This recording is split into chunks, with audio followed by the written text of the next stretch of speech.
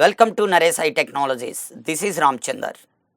In this video, I am going to discuss about a default methods in Java. This was introduced in Java in the version of JDK 8.0.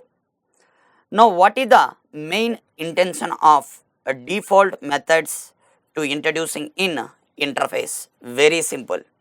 Without disturbing of implementation classes of a interface, if you want to add a new service, then we should write default methods in interface. I want to write the definition here. Observe.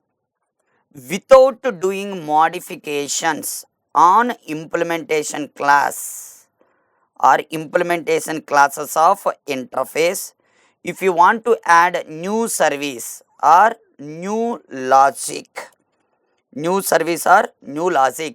we should write that logic in interface by using what? Default methods.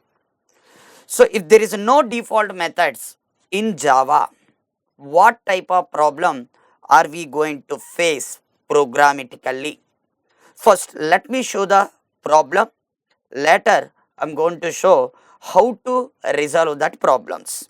First, I am taking here one test class, and as usual I am taking one interface like I. In the interface I, there is one a rule or specification. What is that rule? Abstract void M1.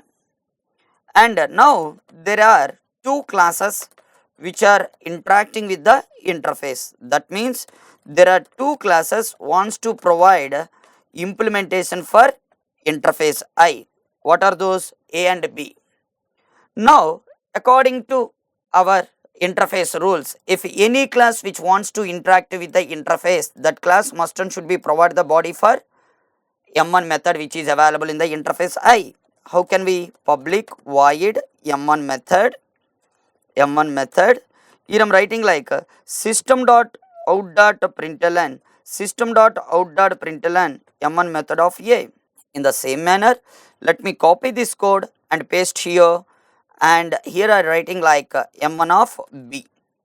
Now there are two implementation classes like A and B, and providing what? Implementation for M1 method which is available in the I interface. Now I obj equal to new A.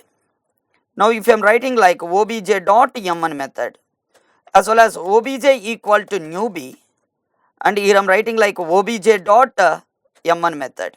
Now whenever we calling any method, compiler always concentrate on reference variable type like I. So M1 method is there, compiler satisfied. And if it comes to the JVM, always concentrate on memory.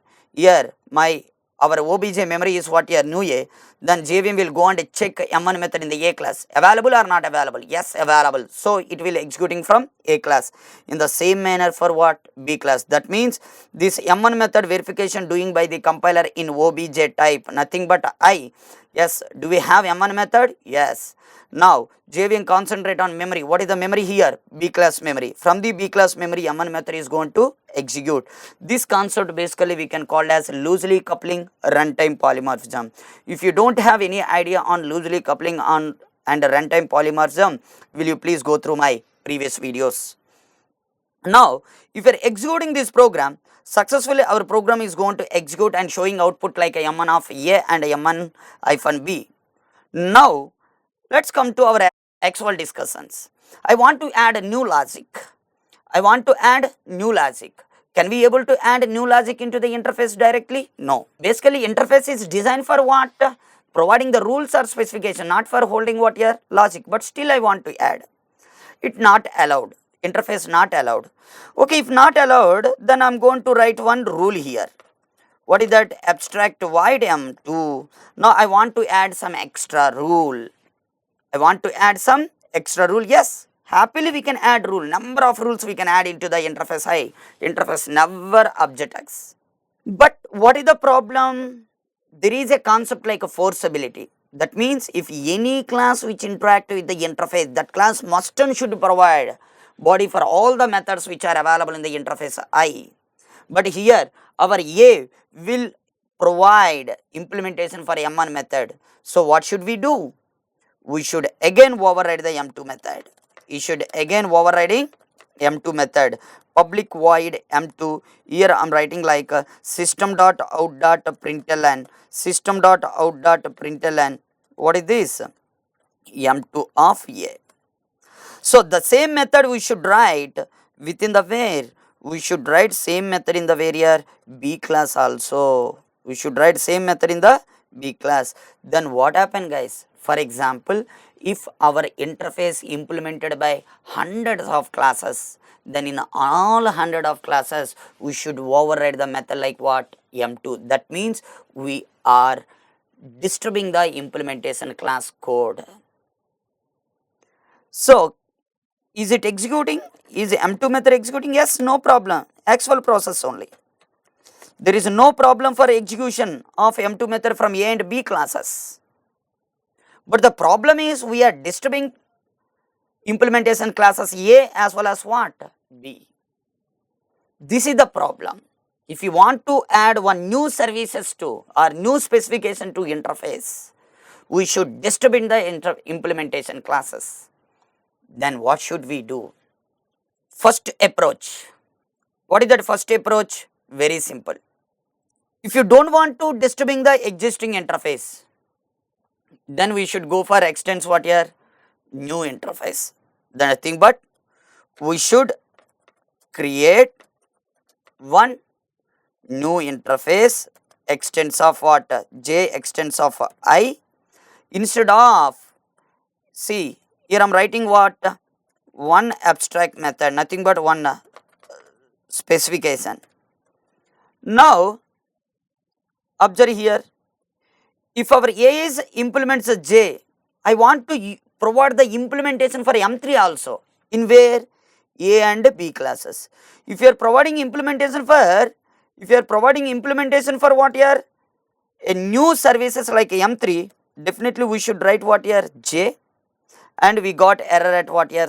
A, under the A. That means A is providing implementation for both M1 and M2, but not for what here? M3. So here, instead of writing implements of I, what I am writing? Just J. Just J. That means A is indirectly getting what here? M3 method directly and M1, M2 methods what here? Indirectly. So totally how many rules are coming to A? 3 rules. One is M1, M2, M3. So our A must and should be provided the body for which one? Our A must and should be provided the body for which one? M3 method again. That means again we are disturbing what here? Implementation classes. Again we are disturbing to what here? Implementation classes. Now let me execute this program, whether M3 method is executing or not. Obj dot C. Here J is available. So let me write here what is this? J. M3 method is available in the J. So M3 method. Now here also I am writing like what here? Obj dot M3 method. Still again we are no need to face any problem in the output and execution process. But the problem here is, even though if you are taking new interfaces and which is extents of existing interface, if our classes are implements what here? New interface, still again we are going to disturb what here? Our implementation classes. Then how can we resolve this problem? How can we resolve this problem? This problem we can able to resolve with the support of what? Adapter class. With the support of what? Adapter class. Very simple. What is adapter class? A class which is going to provide empty implementations for all the specifications which are available in the interface is called what here? Adapter class. So how to develop or how to resolve this problem by using adapter class, that we will see in next video. I hope you enjoy this video. For more videos, please subscribe Naresh IT channel. Thank you.